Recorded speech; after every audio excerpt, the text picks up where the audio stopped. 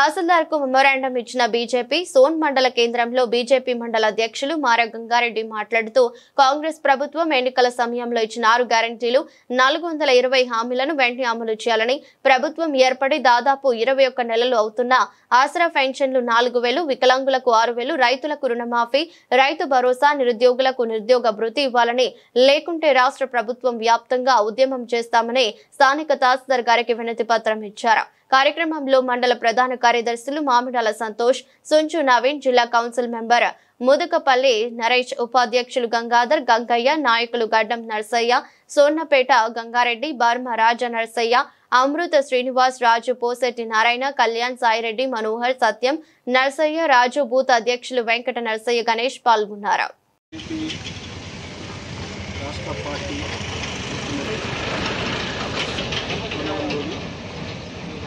BJP party ఆధ్వర్యంలో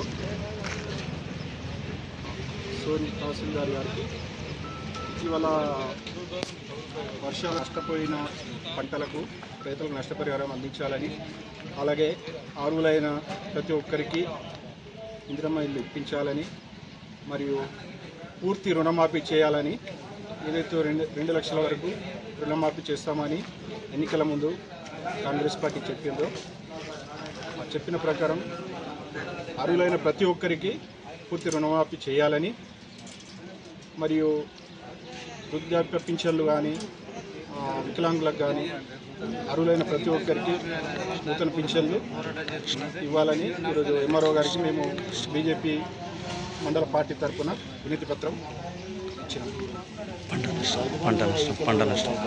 పంట నష్టపరిహారం